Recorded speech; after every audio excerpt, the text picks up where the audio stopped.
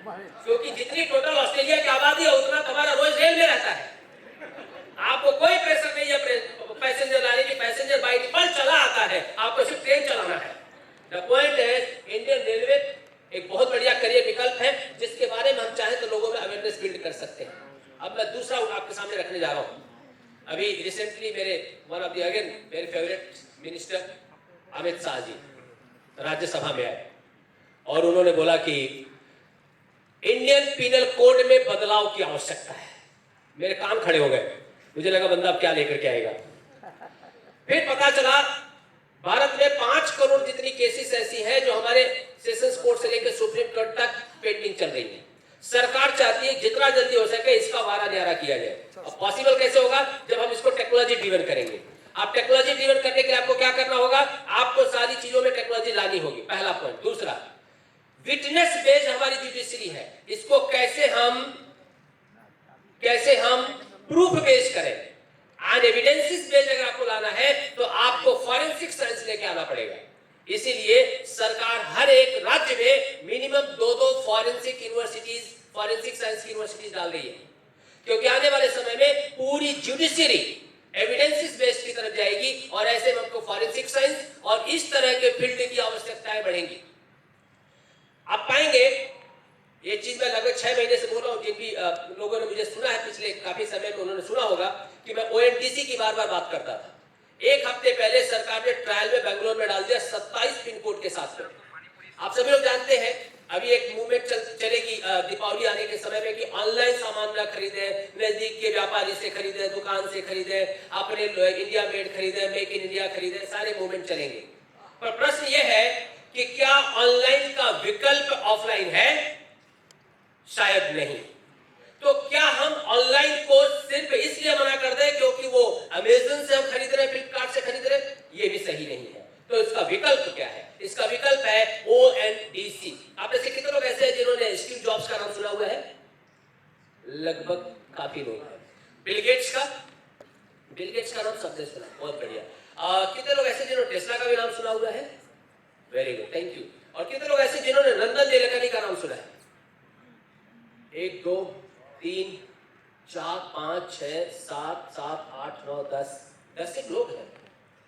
आपके पास आधार कार्ड है? Thanks to Nandan Nilekani.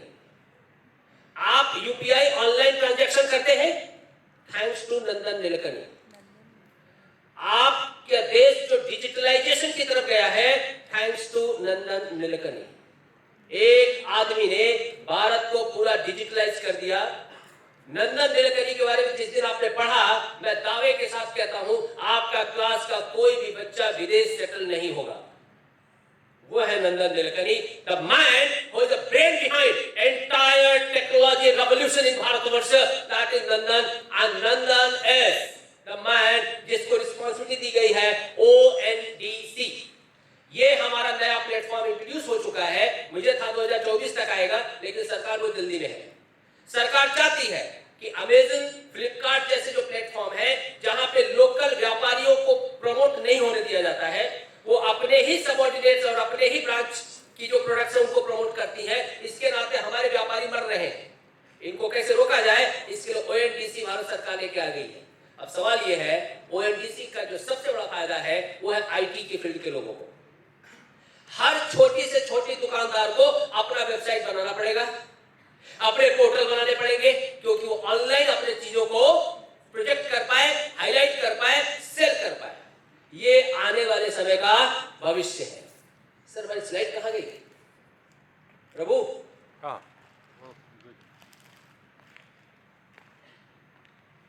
Yes, Agniveer. अभी हम स्पोर्ट्स की बहुत सारी बातें करते हैं।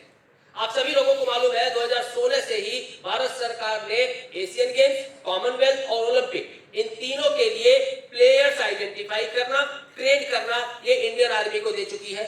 सबको मालूम है इंडियन आर्मी को करना है। अब आर्मी लोग कहां से लाएगी? Agniveer, one of the major chunk to recruit people for games. और सरकार, अभी हमने गुजरात में जो है नेशनल गेम्स किया है, मैं चाहता हूं जोरदार तालियां हो जाए, आप लोगों ने बड़ा सक्सेसफुल इस चीज को किया है नेशनल गेम्स। और आने वाले समय पे भारत सरकार सरकार चाहती है कि हम ओलंपिक्स डोमिनेट करें, एशियन डोमिनेट करें और हम कॉमनवेल्थ डोमिनेट करें। मैं क्रिकेट की बात नहीं कर रहा हूं, मैं स्पोर्ट्स की बात कर रहा हूं। तो ऐसे में अगर को डोमिनेट करना है तो हमको यूथ को उधर मोटिवेट करना होगा, और मोटिवेट करने के लिए अग्निपथ और Agniveer one of the biggest opportunity है। हम बच्चों को बताएं इसके बारे में अच्छे से कि बेटा तू 10 साल का हो गया, तैयारी चालू कर, 17 साल का होते ही अग्निवीर में तू ज्वाइन कर। जो ही ज्वाइन किया 4 साल में अगर उसने उसको सोल्जर बनना अच्छा लगा, वो मिलिट्री में कंटिन्यू किया, सोल्जर उसको बनना नहीं अच्छा लगा, वो 11 लाख रुपए लेकर के बाहर आ गया। अगर बीच में उसने स्पोर्ट्स अच्छा खेला और कहीं अगर उसको टीम में उठा लिया तो वो नेशनल और इंटरनेशनल गेम्स में खेल रहा होगा, और उसके बाद आप जानते हैं भविष्य कहां जा रहा है।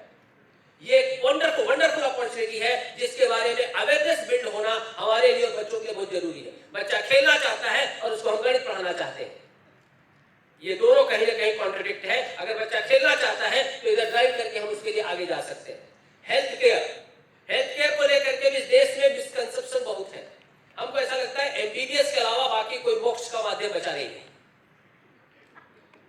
ऑल्टरनेटिव मेडिसिन, चाहे वो आयुर्वेद हो, चाहे होम्योपैथ हो, चाहे यूनानी हो, ये अब भारत दुनिया का कैपिटल है। और कोरोना में एलोपैथ वाले भी आके घर पे काढ़ा ही पी रहे थे बाबा रामदेव का। अधिकतर लोग जो हॉस्पिटल नहीं गए वो आयुर्वेद के नाते बचे, और जो हॉस्पिटल गए और बच गए वो एलोपैथ के नाते बचे।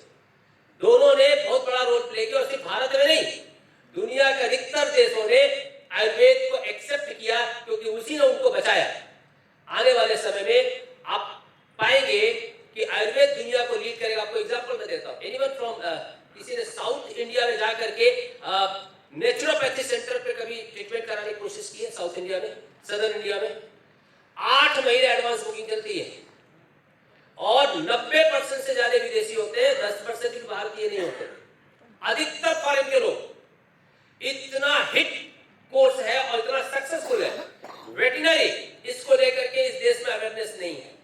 और आप पाएंगे कि अभी राजस्थान में गायों के साथ जो दुर्दशा हुई बीमारी के नाते, हम दवा बना पाने में असमर्थ है क्योंकि हमने वेटरनरी को लेकर के अभी तक अवेयरनेस बिल्ड नहीं की है। ये हमारी आवश्यकता है कि बच्चों को इस फील्ड की तरफ हम ड्राइव करें, और कम कंपटीशन में वो एक बेहतर डॉक्टर बनकर के एक लार्जर पॉपुलेशन की सेवा कर सकता है, और मेरा ऐसा मानना है कि एक बेहतरीन करियर भी ऑप्ट कर सकता है। फार्मेसी में पिछले 8 सालों में भारत ने 149% का ग्रोथ किया है, 149% मतलब 150 गुना जितना ग्रोथ किया है। और एशिया में भारत लीडिंग है, और भारत में गुजरात लीडिंग है। पूरी दुनिया को दवा गुजरात सप्लाई करता है, लेकिन अब फार्मा कंपनियों में जाइए, हमारे बच्चे नहीं होते, क्योंकि हमारे बच्चों को मालूम नहीं कि कहां करियर बनाया जा सकता है। बीएससी केमिस्ट्री किया हुआ बच्चा अगर फार्मास्यूटिकल कंपनी में आते जाते से बायोडेटा डाल दें तो दूसरे दिन कंपनी में उठा के लेके जाएंगे। इतनी अपॉर्चुनिटी फार्मा इंडस्ट्रीज में है। मेरा ऐसा मानना है कि इन सब फील्ड के बारे में अवेयरनेस बिल्ड करी जा सकती है। आप सब लोग जानते हैं ईवी व्हीकल, इलेक्ट्रिकल व्हीकल। अभी हम लोगों ने ईवी व्हीकल्स पे अपने इनकम टैक्स रिटर्न में भी बेनिफिट मिल रहा है। अगर आपने इलेक्ट्रिकल व्हीकल खरीदा है तो सरकार ने प्रोविजन डाल दिया है कि उसका जो इंटरेस्ट है उसका एक अलग से क्लॉज आ गया है। जिनको नहीं पता है ये मैं इंफॉर्मेशन एक्स्ट्रा दे रहा हूं, राइट। इलेक्ट्रिसिटी अमेंडमेंट बिल, ये अगला चैलेंज हमारा। भारत में 92,000 करोड़ का इलेक्ट्रिसिटी पेमेंट भुगतान पेंडिंग चल रहा है, लोगों ने पे नहीं किए हैं। घाटे में चल रहे देश की इलेक्ट्रिसिटी बोर्ड। और अगर मान लीजिए कि इलेक्ट्रिसिटी बोर्ड घाटे में चलेंगे तो आप इलेक्ट्रिकल व्हीकल खरीद तो लोगे, चार्जिंग पंप नहीं मिलेंगे आपको, चार्जिंग स्टेशन नहीं मिलेंगे, तो आप चलाओगे कैसे? गुजरात में तो मिल भी जाएगा, जिन्होंने सीएनजी चलाई उनको पता है गुजरात के बाहर क्या दशा होती है। My concern is electrical vehicles हम तभी हिट कर पाएंगे जब हम हाईवेज के ऊपर इलेक्ट्रिसिटी डिस्ट्रीब्यूशन को प्राइवेटाइजेशन की तरफ लेके जाए, ताकि हमको बेहतर सर्विस मिले। सरकार इधर जाने वाली है, और ये ऐसा फील्ड है जहां पे सबसे ज्यादा अपॉर्चुनिटी है। भारत दुनिया का नंबर 1 ईवी व्हीकल मैन्युफैक्चरर बनना चाहता है। हम चौथे नंबर के कार मैन्युफैक्चरिंग बन चुके हैं। जर्मनी चौथे नंबर पे था, हम 5वें नंबर पे थे 1.5 महीने पहले, अब वो 5वें पे, हम चौथे पे हैं। फोर्ड मोटर जो जा चुकी थी वापस आ रहा है। इलेक्ट्रिकल व्हीकल्स भारत में बनाएगा, बेचेगा विदेश में। इलेक्ट्रिकल व्हीकल, ऑटोमोबाइल, ये आने वाले समय में हमारा भविष्य है। अब हाईवेज पर भी इलेक्ट्रिकल, जैसे ट्रेन के लिए पूरे वायर खींचे होते हैं, उसी तरह से हाईवेज पे भी वायर होंगे, और आप अपना कार खरीदिए, उसके साथ चिपकाइए और चलाते चले जाइए जहां तक जाना है, और गाने गाइए मुकेश कुमार के। द कंसर्न इज जितने भी पॉइंट्स मैंने आपको बोले हैं, ये सारे पॉइंट्स के अलावा आप न्यूज़पेपर जब पढ़ते हैं ना, आप न्यूज़पेपर में रोज देखेंगे एक नया फील्ड सरकार इंट्रोड्यूस कर रही होती है। उस फील्ड को अगर आप डिटेल में और जाकर के देखेंगे तो आप पाएंगे कि इसमें ये कोर्स अगर बच्चा कर ले तो उसको फ्यूचर मिल सकता है। इसका बेनिफिट ये है कि अगर बच्चा सोने में इंटरेस्टेड है, सोना चांदी में, सोने मतलब स्लीपिंग नहीं, गोल्ड सोने में भी करियर है। ये जो स्लीप वेल वगैरह के जो गद्दे आते हैं ना, वो बनाने के बाद टेस्टिंग के लिए लोग रिक्रूट करते हैं कि उसमें दिन भर सोए, उसका फीडबैक, आपको फीडबैक देने के लिए अभी बोला गया। फीडबैक से और उनको महीने का ₹1,00,000 सैलरी मिलती है। सुबह 9 से शाम के 5 बजे तक सोने का 22 डिग्री टेम्परेचर में ₹1,00,000 पैकेज, सिर्फ सोने का, वो स्लीपिंग वाला सोना है। मैं गोल्ड वाला सोना बोला, आप बोलिए, मैं बताऊं करियर कहां पे। गोल्ड में अगर इंटरेस्टेड है तो मैं उस डायरेक्शन में उसको ड्राइव करूं। अगर बच्चा घूमने में इंटरेस्टेड है, मैं उधर ड्राइव करूं। टूरिज्म में इंटरेस्टेड है, टूरिज्म इस समय भारत का सबसे बड़ा टारगेट है। श्रीलंका की टोटल जीडीपी 10 से 15% was based on tourism. Corona आया, बंद हुआ, लूट गए। हमने रियलाइज किया इतना बड़ा ऑप्शन हमारे पास से जा रहा है। हमने सरदार पटेल जी वाला स्टैच्यू ऑफ यूनिटी बनाया। गुजरात के लगभग सारे टूरिस्ट पॉइंट फ्लॉप हो गए जितना ये हिट हो गया, राइट। हमने अभी पावागढ़ बनाया, 1 हफ्ते के अंदर पावागढ़ में इतना टूरिज्म कभी नहीं था जितना 1 हफ्ते में हमने ब्रेक किया। गुजरात में आने वाले समय में ऐसे अनेकों पॉइंट हैं जहां पे टूरिज्म डेवलप किया जा सकता है और इसमें भविष्य है, लेकिन उसके लिए आनी चाहिए भाषा एक समस्या है। इसीलिए नई एजुकेशन पॉलिसी में सरकार ने फॉरेन लैंग्वेजेस को इंपॉर्टेंस दिया है। Sanskrit, local language, English and foreign languages. क्योंकि अगर मेरे बच्चे को भाषाएं पसंद है, उसको स्पेनिश आती है, उसको इटालियन आती है, उसको जर्मन आती है, उसको इंग्लिश आती है, तो कल जब टूरिस्ट वहां से आता है तो उसको ऐसे लोग चाहिए होते हैं जो मल्टीपल लैंग्वेजेस जानते हो। और आप इमेजिन करिए उसकी अर्निंग कितनी होगी, और अगर सही ढंग से उसने सेट कर लिया तो वहां पे वैसे भी पॉपुलेशन नेगेटिव चलता है, तो वहां जाके भी घर बनाने और बसाने का मौका उसको मिल सकता है। That is of the record. भारतीयों की बहुत सारी मास्टरी बहुत अच्छी है।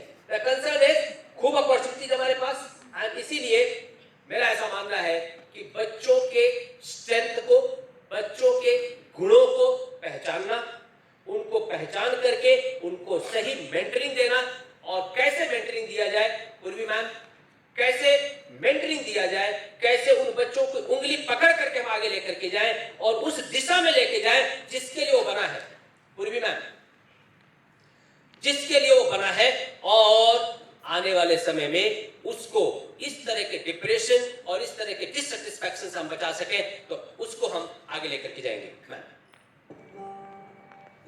टीचर होना आसान नहीं होता। पसीने को स्याही बना के पेन में भरना पड़ता है, तब जाके बच्चों की किस्मत लिखी जाती है। ठंडी आग में सोना निखरते देखा है कभी? नहीं ना, इसीलिए पहले खुद जलना पड़ता है। कभी सिलेबस बदल जाता है तो कभी टेक्नोलॉजी। टीचर पहले पढ़ता है फिर पढ़ाता है, क्योंकि जब तक टीचर का जूता नहीं घिसता स्टूडेंट्स का फ्यूचर नहीं चमकता। बच्चों की उम्र से उम्र मिलाकर दौड़ना पड़ता है। अगर खुद स्लो हो गए तो वो कैसे तेज भागेंगे? खुद की जिंदगी का गणित भले ही कितना भी उलझा हो, बच्चों के इक्वेशन को सुलझाना ही पड़ता है। टीचर होना आसान नहीं होता।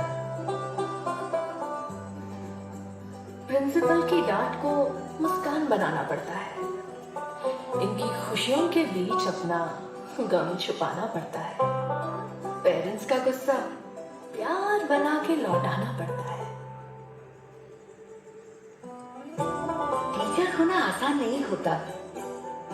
सभी बच्चे हीरे होते हैं, लेकिन जौहरी बन के टीचर ही बताता है किसको कैसे तराशना है।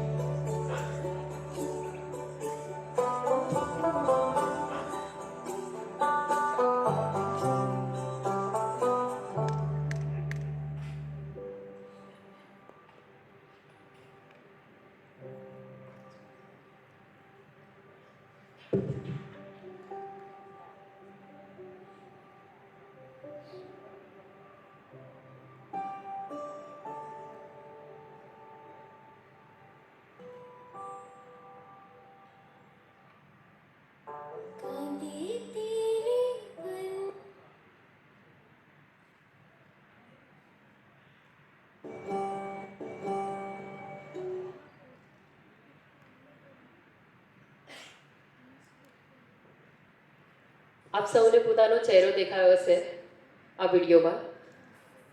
વેલ, અતુલ્ય અભિવાદન એટલે એક એવી પહેલ જેના માધ્યમથી આત્મહત્યા પહેલાં જ તેને રોકી શકાય તેવા પ્રયત્નો. અતુલ્ય અભિવાદન એટલે હૈયાની મૂંઝવણ હોઠે લાવવાનો પ્રયાસ. અતુલ્ય અભિવાદન એટલે આત્મહત્યાના વિચાર માત્ર પર પૂર્ણ વિરામ લગાવવાની ઝુંબેશ. તો હું પૂર્વીબેનને વિનંતી કરીશ કે આગળનું સેશન આપ લેશો. પેલો વિડીયો થોડોક અધૂરો રહી ગયો. जब तक शिक्षक की जूते नहीं घिसते तब तक स्टूडेंट चांद सितारे नहीं बनते. અહીંયા હું આજે કોઈના વિશેષ વખાણ માટે નથી, પણ ચપ્પલ ઘસતા મેં પણ જોયા. અહીંયા બેઠેલા શ્વેતાબેન અને મીતાબેને મારી માટે બહુ જ ચપ્પલ ઘસ્યા. Thank you. સેલ્યુટ તમને બધાને, કેમ કે આપણે એક જ લડતના સાથીઓ. તો જે જય હિન્દ મારા દેશ માટે થાય ને, એવું જય હિન્દ તમારા બધા માટે થાય.